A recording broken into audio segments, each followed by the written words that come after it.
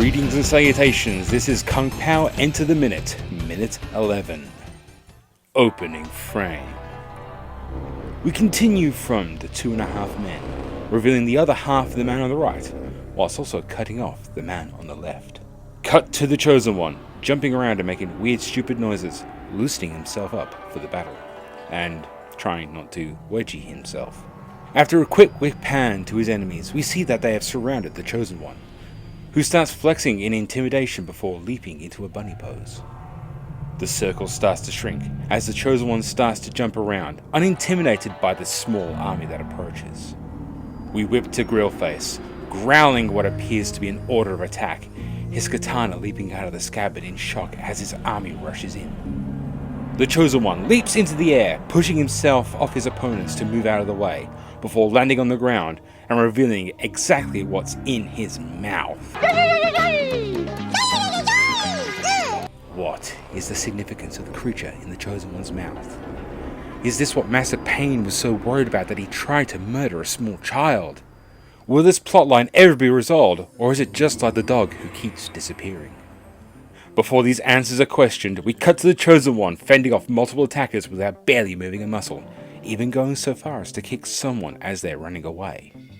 The Chosen One grabs a spear from a close opponent, spinning it around his body to create some sort of vortex that pushes the army back. This whirlwind attack sends multiple opponents flying through the air, crashing back down to the ground unconscious, including the lovely blonde in the yellow bikini. A few surviving attackers approach the Chosen One, all showing off their nunchuck skills as they slowly approach. Alerted to the sound of his dog barking, the Chosen One leaps towards a hole in the ground and thrusts his arm deep within. On the closing frame, we see the Chosen One has pulled out two blurry brown objects that are possibly small animals, their fate to be determined next minute. So as a special treat, I am here with my very first guest, Mr. Kaneda Cruz of Rebel Empire Workshops. Please, hello. Please tell the audience who you are. What you do. All right. Well, I have been a fight choreographer for about 20 years.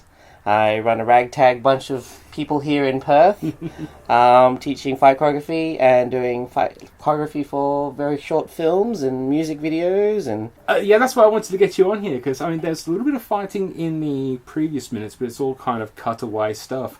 This has actually got some actual technical fighting in there, and I thought, who do I know that knows a lot about fighting on screen and weird martial arts stuff? Oh, and yeah. I know has a history with this film. It is a guilty pleasure of mine, definitely, with this film. Oh, boy. So, let's look at that. Yeah, let's do it. What happened? Like, how did you find this film? Okay, well, funny thing is, for me, actually, it was Thumb Wars. As a Star Wars fan, I like to watch, parodies and various things. So, Thumb Wars, obviously, is one of his works. Yeah, that's one of my favourite things. And I was like, well, what else is there? Yeah. And there was Kung Pao. And I think it was a lovely little tribute of ridiculousness and a tribute to old school kind of Shaw Brothers style martial arts movies. Yeah, I used to watch a lot of, I was going to say bad martial arts films, but I really don't want to say, I don't think they're bad. It just, when I was young, it was just that thing, it was so unlike anything else I'd ever seen. And I just kind of clicked. So I just used to get out every kind of martial arts kung fu movie I could get my hands on back in the. Absolutely. I grew up watching all forms of martial arts movies, from the Western style martial arts movies to the very Eastern style martial arts movies, and they all had a different type of flavor and cheesiness about them. What drew me to a lot of the old school Chinese sort of Shaw Brothers style, that old kind of dance move, is just kind of how intricate and how complicated these were. Some of these cuts were very, very long, 44 moves, 64 moves, and it's hard to actually get that right. So when you see it on screen, you do kind of go, oh, that's so cool. So what came first? Was the interest in the movies or the interest in martial arts for you? Were you studying? Or? Yeah, I grew up studying martial arts. So it was it was a no-brainer to be like, oh, what else is out there? How can I make money out of martial arts? Because I didn't know much anything else. That's cool. I come from a different perspective. Like, I just used to... I don't know how old I was. I must have been like, I don't know, 12, 13 when I saw my first martial arts film. And it was just that thing of like, I've never seen anything like this. I knew martial arts and kung fu was a thing. I might have seen some Chuck Norris and I wasn't fond of it. For me, it was the biggest influence was actually watching a lot of Chandara films. Growing up, so Japanese sword style films. Oh, cool. So, watching Zatoichi TV series was a big one for me. Any of And Kurosawa's you are work. yourself a sword master. Yes, and no. I've seen some of your work. It's pretty badass. And I've seen you with the Zethros sword. Yes. I do really crazy stuff with sharp metal objects, is probably the best way to put it. That's a great way to put it. There's always room for more practice. But, I try not to severely injure and grievously bodily harm anybody else. Do you still teach the sword play stuff? I do. It's not... I can't remember what it's called. It's been a while. Yeah, so it's Mugen Ryu. Traditional kind of kenjutsu kind of style martial arts. I've seen that stuff and that is so cool. Like, you must go through so much bamboo. Bamboo! It's expensive. We call it like... You just glue it back together after you finish just glue it all, just duct tape it all back together, yes. Martial arts on a budget. But no, we do what we call tamashigiri, which is to do with test cutting. Yeah. And they're actually water reeds, all tightly bound together, and you soak them up, and then you cut them. And different thicknesses obviously determine different kind of I saw a video just sort of training. recently of like trainees doing it, and like, it's not you think, oh, that should be easy, and no. Takes time and practice, and with tamashigiri it is one of those things where it's all about fluidity, no hesitation, all that sort of stuff. Yeah. But it just takes practice and a bit of money. Unfortunately, those swords don't come cheap. No, The good quality the ones. real ones for cutting, it's an investment, just like a car. Yeah. Except you can't ride a sharp metal object. Well, you could, just not for very long. You just do it once. You'll be walking funny for a week. What happened to you? Well, I've tried this new economic way of transportation. It's a slippery slide. Yeah, it was... Can we go on to the next question, please? Moving on. Speaking of walking funny, the Chosen One does some really weird maneuvers in this. I called it like a bunny. I think I called it like a bunny hop or something like that. I feel like he's kind of obviously in the story arc. You kind of learn he grew up learning kind of from the animals, mostly rodents. He grew up with rodents. He partied with the desert animals. So I call it the rodent family style. I did call that out in one of the previous minutes, so I'm really glad that I wasn't the only one that picked up on that. No, I love it. I think that's good because, in this old school style, everyone has a kind of a gimmick. So I love that. It's original gimmick. I was going to ask you, because I know there's a lot of animals that have inspired martial arts. The ones that come to mind are like monkeys and... That's right. Baboons and stuff like that. They have like, I think, because they have like a lumbering, they have like the long arms and... So, is there any woodland creatures that have inspired martial arts apart from Kung Pao? I think most people will not admit it. To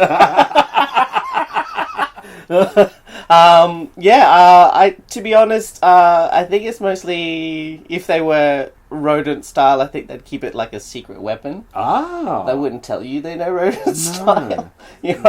Because it's one of those special things. Because you see how when his arms are like up and that, it's going to be a very short distance attack. You're going to lure them in and then you can spring forth. I reckon that's what it is. Kind of like almost like praying mantis kind of style. Maybe that's where the killer bunny from Monty Python got it from. That's right, And even though technically I believe that predates this movie in like literally timeline. Oh yes, definitely. 1900s AD. But yes, but no, I think it's lovely and original. It's it's something that you don't see, you know. And I'm always one for like, yeah, bring it on, bring on the ridiculous and coolness about it. But yeah. So is there any other movies you can think of that are like this in regards to? I know there's comedy martial arts. I mean, Jackie Chan, Sammo Hung, and all those tend to have a lot of that comedy in their stuff. God, I can't believe I actually haven't talked about these guys in this series yet. I mean, the only character I've actually talked, well, the only real-world person I'm talking about slightly is Jimmy Wang Yu, who is the original director. There is a genre of redubbing and stuff like that, but nothing's done this kind of style parody to this level that I can think of. It does stand alone as far as kind of martial arts parodies are, because again, like no one really usually reinserts himself into a pre-existing film. That's kind of quite original. What amazes me that this was a $17 million budget movie.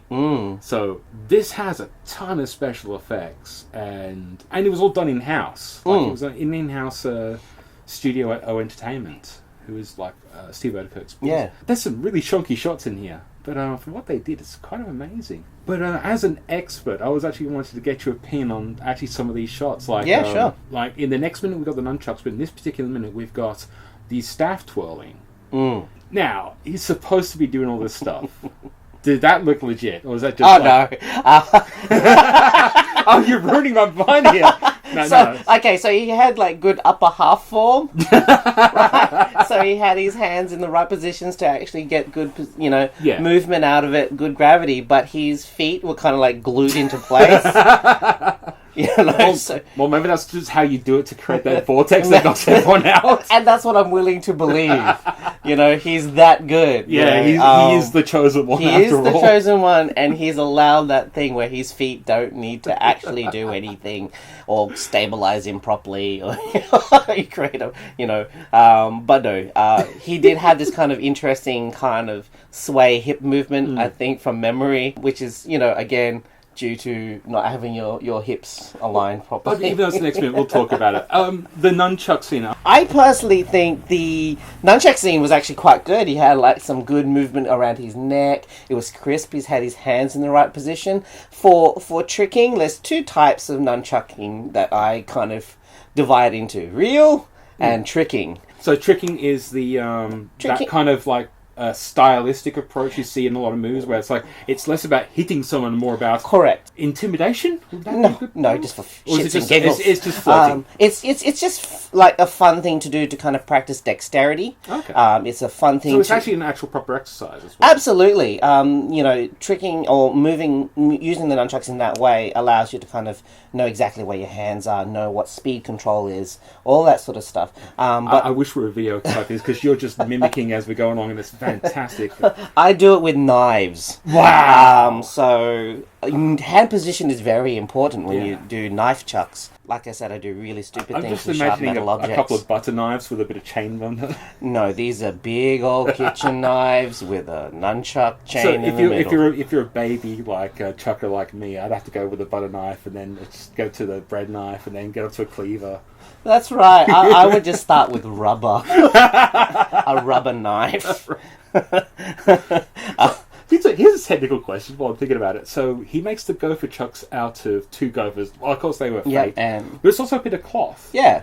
So does the cloth have any kind of... Like nylon, like parachute cord is probably the best way to use that. Anything heavy nylon. Because you usually, of course, see nunchucks with chains. Yes. So is there actually an actual physical difference between the material? Absolutely. So, like, depending on what you're using nunchucks for is probably the best way to put it. So, modern nunchucks can either be made out of nylon or a ball bearing and chain. Okay. Right. So that's your most common one. So it depends if you're going for speed or, again, like nunchucking is divided into those two things: tricking. And for real. Yeah. So if you want something real, you want something hardy, heavy, hardwood, and your hand position is very, very more on the lower end of the one end of the stick, so to speak. I'm not while sure. tricking is closer to the chain or nylon. I'm not sure I want to find out what the actual damage impact of a gopher is. It depends if the gopher's still alive.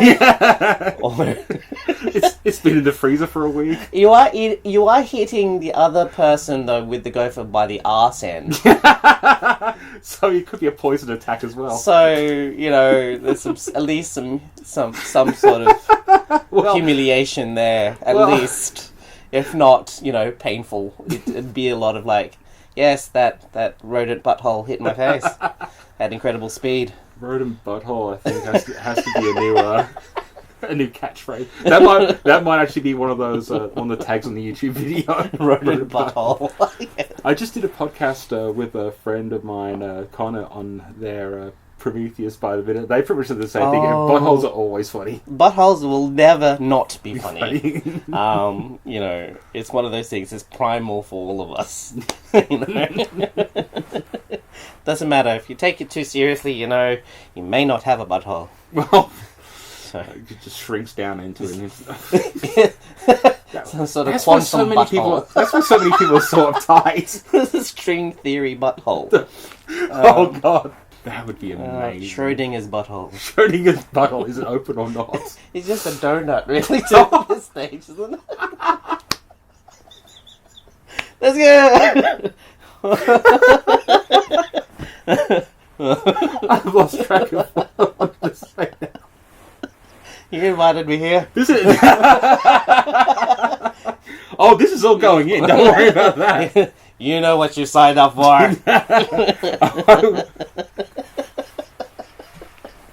It's all good. It's all good.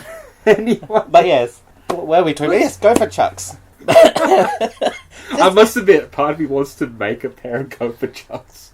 Oh, I made a pair of fluffy nunchucks that I called gopher chucks. I just had some leftover fairy material, and just made them into little socks and put them over some nunchucks. Yeah, I wonder what the grip quality of that is like. It was crap. Yeah, imagine they just slip like crazy. It just gets pretty sweaty. Oh yeah. No, it's not something you used to. You don't usually grab a pair of nunchucks and it's hairy. So you just got to get used to that. And I think that's what it was for Steve to kind of do these silly nunchuck moves. It's just, again, like your grip is everything. And if I remember the audio commentary, he says he trained on and off for about 5 months. Yeah, like I said, like his transitions were nice and tight. They're all basic movements, but they were nice and tight. They weren't there was no shake in them. When I was young and I saw nunchucks, it's always that thing of like, wow, that's like something you don't want to get hit by. That's like, it's actually really impressive when you think about it. But when I got a bit older, I was like kind of told that it's like, yeah, that's not how you kind of use them. And it's also the same with like the butterfly knife. Everyone's like, the butterfly knife became popular because it was something that was impressive to look at when someone's flicking those things around. But they're kind of crap. Come on, it was the 90s fidget spinner. Yeah, we 80s, all know. 80s, 80s, fidget spinner. 80s fidget. Well, I wasn't allowed a knife until I could walk. You wasn't allowed a knife because you were too busy carrying a sword. Shh. That's it. Daggers, aren't they like little baby swords? Here's your knife. Here's your knife. I worked large, then went down a size in my life. That's not a bad way to do it if you think about it. Oh yeah, you got to learn your fine control from the big objects. It's like I went from painting it's funny. I went the opposite way because I went from painting like miniatures to painting 1-to-1 props. But I had to learn that fine control first. Yeah. Oh, fine control is everything, especially when you're dealing with sharp metal objects. Definitely. There's something to be said. Like I said, when you have blunt force trauma, is so kind of like you can kind of go, ooh yeah, you get punched. I feel that. You go, ooh yeah, you get punched. You're like, oh yeah, ouch, or something will some sort of crack. Just crack it back in. But then, if you kind of get stabbed or cut, you're like, well, that's my day. Internal bleeding. There's holes that shouldn't be holes. I like to keep the regular amount of holes in the human body the same way. Particularly the butthole. The butthole, don't get stabbed in the butthole. You only want the one butthole. Yes, singular butthole.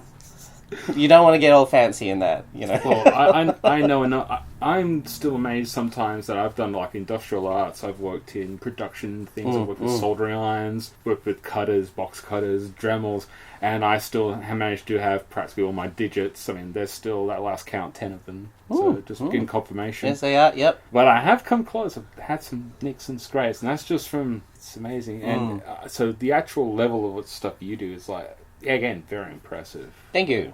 I've always enjoyed watching you perform. Thank you. Yeah, there's a lot, like I said, it just comes down to a lot of training, a lot of practice. And you see it in these movies as well, like, even though they're slow-paced like the earlier ones, it still takes a lot of practice, a lot of training to get to that level of control. Like I said, the people always say, oh, it's fake. Yes, it's great, it's fake, because that's what you want. Because real fighting's messy. Real fighting lasts maybe 2 minutes max, and then you can't do it again. They need a rest. you fight choreography takes some. That's right. You can patch yourself up. Preferably in a hospital where you can have someone take care of those wounds. Exactly. So that's and that's a whole entire different type of entertainment. Yeah. So for me, people who enjoy martial arts understand how much control it takes and precision it takes to keep doing something over and over and over again to make it look perfect. Even the old school style of martial arts films. Well, it's funny is that this movie in particular, it embraced the old style. Even like I've talked about this in previous minutes, the cinematography. It's this scene is renowned for the zoom in stuff, and they got that from a drama called I think it's Savage Killers. But it's this dramatic movie. But it had all these crazy zoom in and zoom out.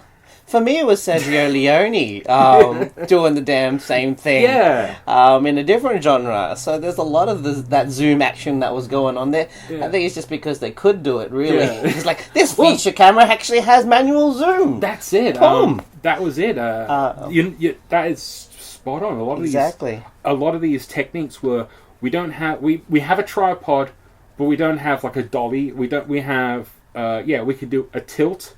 We could do a whip pan. We could do zoom. How do we make this dramatic? And then of course you do this in Kung Pao, which is like comedic, and it's like goes crazy and doesn't let go. You think it's over, and then they do another one real quickly, and you're like, you bastard.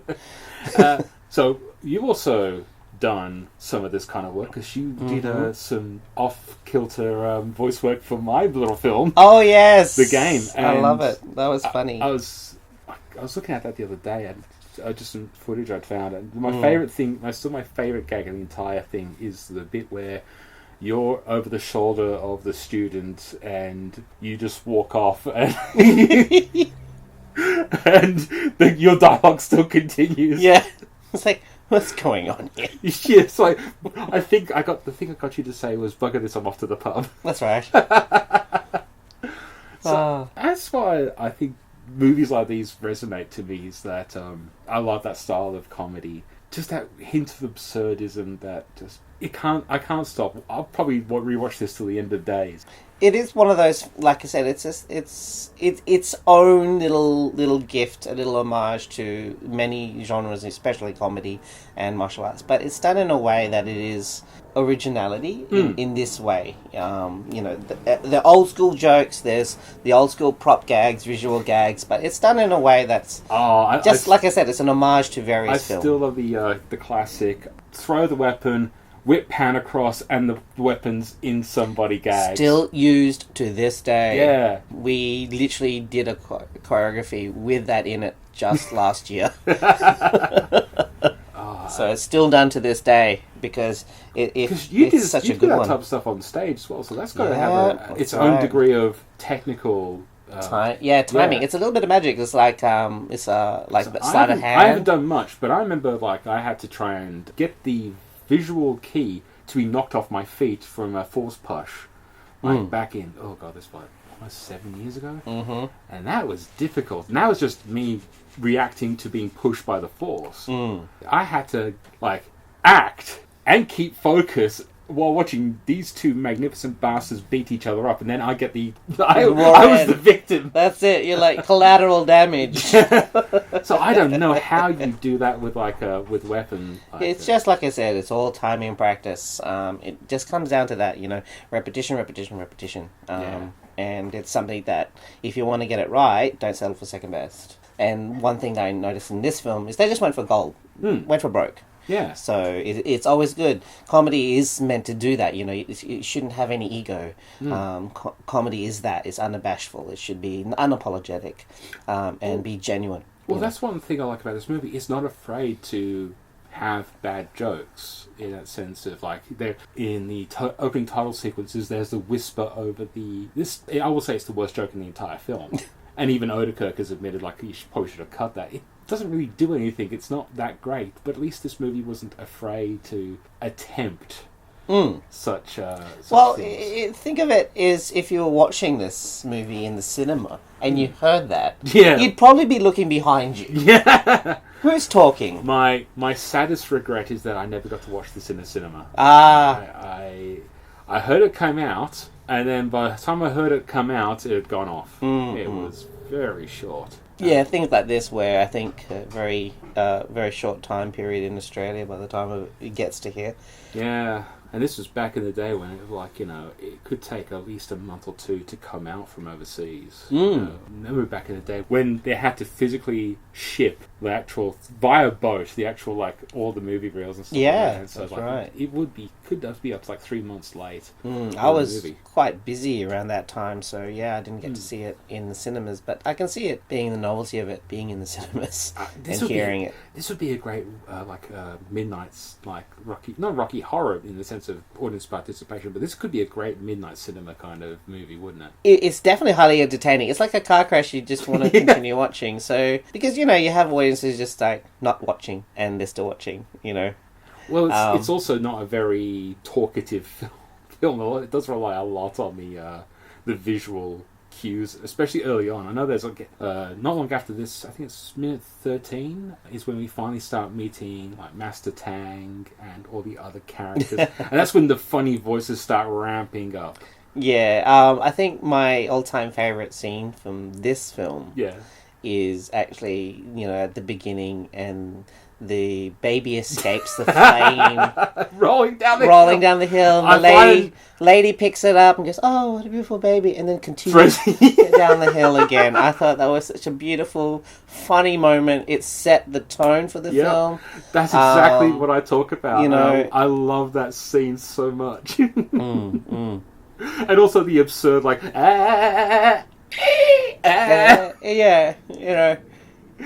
of my favourite shots is that you can see one bit as it's rolling down the hill, one of the booties flies clear off into the distance, and then the next shot it's back on. Yeah, I love it. There's a lot of those things where you could get away with continuity and just throw it out the window, and like the body replacements for various things. I know it's a little bit further in the movie where he's trying to learn the kind of iron shirt technique. And don't stop until I throw you off my shoulder, whatever it is. And he's just beaten to a pulp by these giant rattan staves, and being hit by those personally, they sting. I can imagine. But I love the fact that they just swapped it with a dummy, and it's obviously a dummy. But the stunt people around just went for broke. They just pretended, just swap straight into it. No reservations. I don't know if you actually heard the "What Are They Really Saying" tracks on the DVD. No, they're worth at least a listen to once if you're just really that curious. But what's funny is that I can't remember exactly what they're talking about, but they're talking like geopolitical stuff while they're beating him up. They're talking about like economy things or something like that. It's so dumb.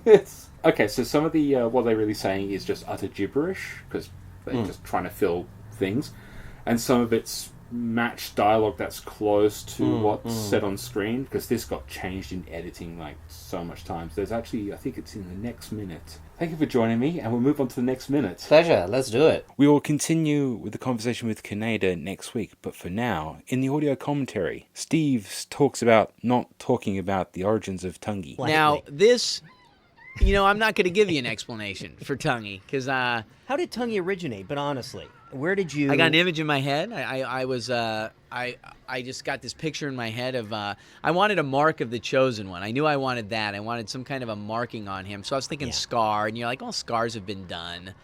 And then it's like, well, you know what hasn't been done is a creature embedded in the tongue. In his tongue. Yeah, so that's quite a reach from Scar to... Yeah, I was sort of smitten by that, and that also seemed to piss off critics because they didn't get the joke, and what they didn't understand is there isn't one. This may be the last minute for quite a while where there is actually no on-screen dialogue that got redubbed, so let's just quickly go to the audiobook, which kind of speaks for itself. Yeah.